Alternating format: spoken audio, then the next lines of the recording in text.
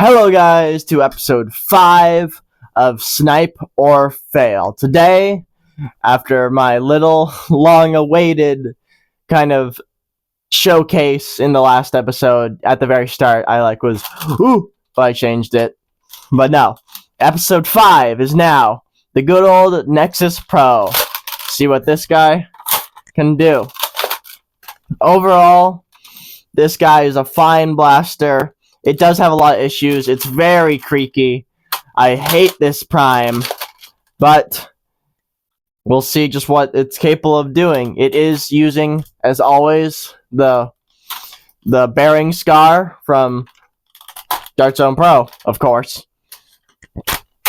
And ergonomics-wise, I like it. Aiming might be a bit weird, but no biggie. And yeah, it's just a shotgun prime blaster that's very creaky, not the best anymore, but it works. It can do what it can do. And with that, we might as well take it to the field. But if you do not know Sniper Fail, how a challenge works is you have 18 darts, 10 targets at 25 feet. If you hit even a single target, you move on to the next round, which goes back 25 feet every time. So it's 25, then 50, 75, 100. This guy, it's a Nexus Pro, so it still should do pretty decent, but I don't think it's 100 feet. That's a big one that only the real champions have been able to make it to. I don't know about this guy. But with that, let's take this thing to the field and see how accurate it is. Alright. Today, original Nexus. You know, the bearing scar. 18 yellow workarounds this time. And we're shooting at water bottles.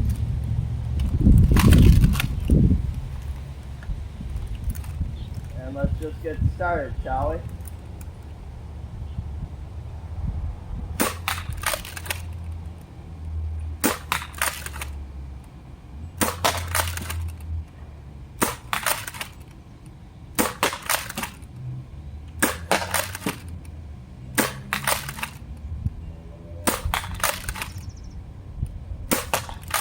I have to aim really low with this thing, it's crazy.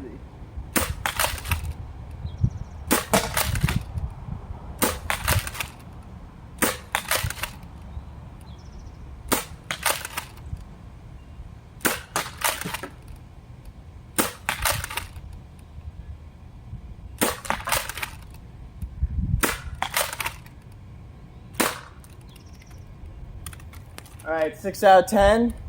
Not terrible, not great. I had to aim very low because I don't know why, but I think the weird difference just was throwing me off. Huh. Interesting. Well, it at least passes with 6. Let's move back to 50 feet, shall we?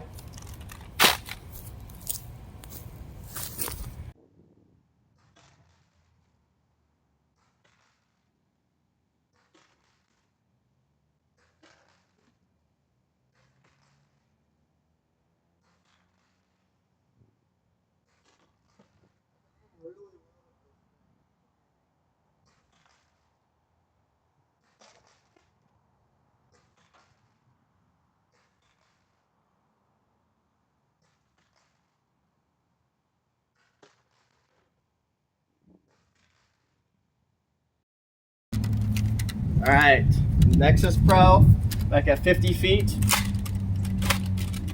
See what we can do, shall we?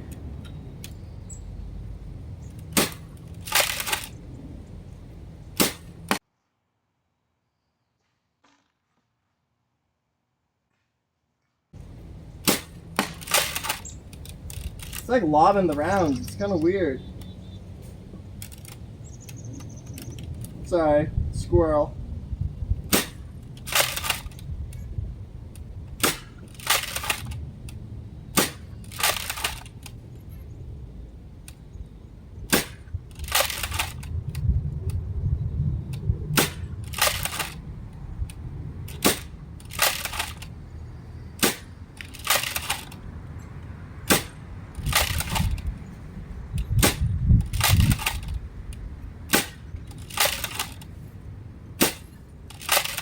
Huh. Not going too well.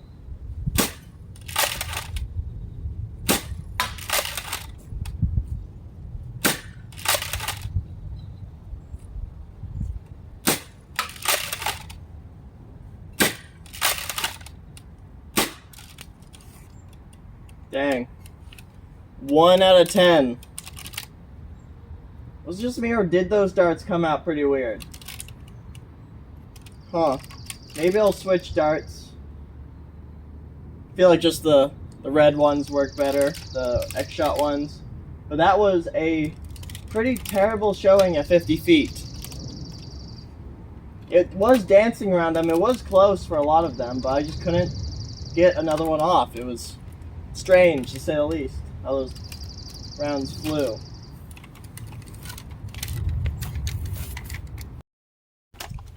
Well, we're back at 75 feet.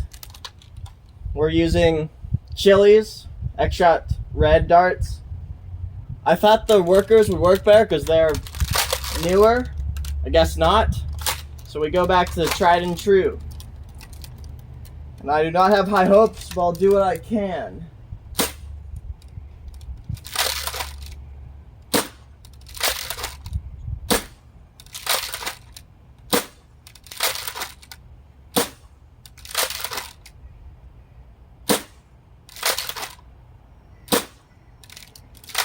I hate the lobbing. I really do.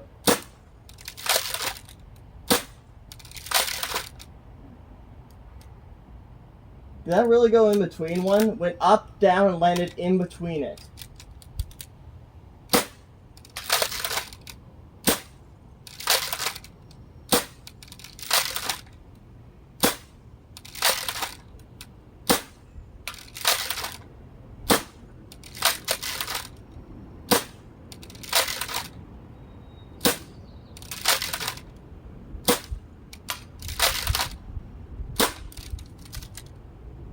It went all over. I was aiming at the second one over the entire time, and it peppered all around it. Well, the Nexus Pro loses at 75 feet. I hate the lobbing. I really couldn't tell where the rounds were going. I might have hit one, but I don't think it happened. I think it hit the wood. Well, that's it.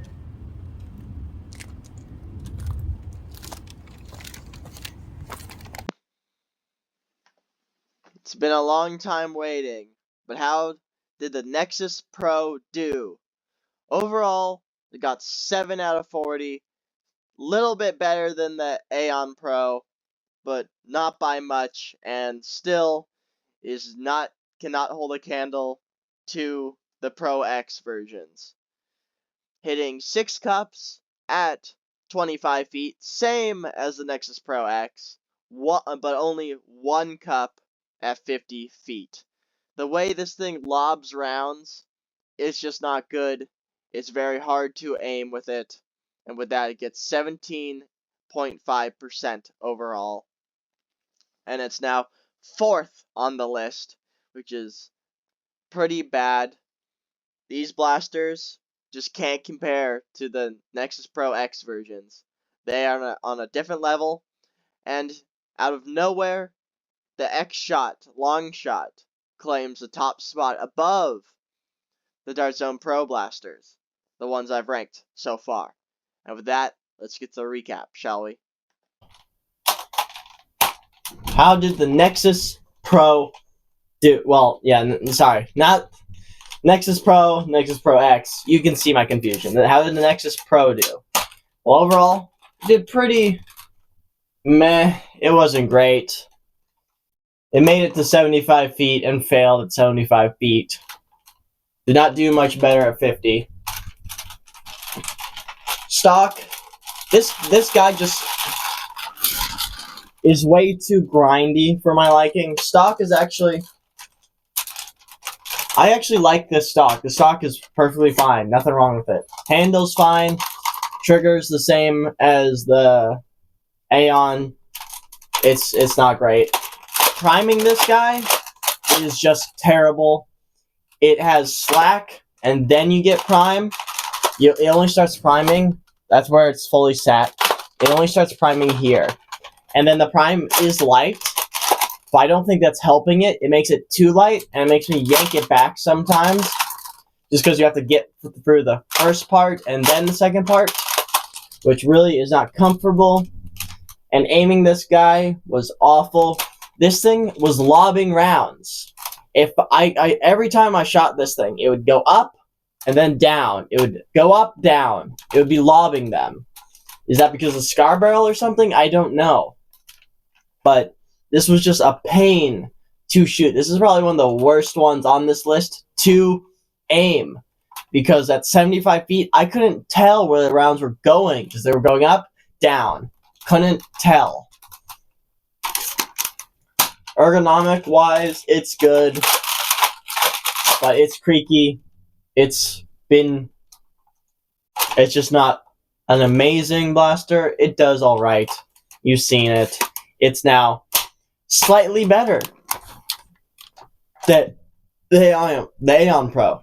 But that's not saying much on this list. That's for sure. And with that, thanks for watching, guys. Oh, gosh.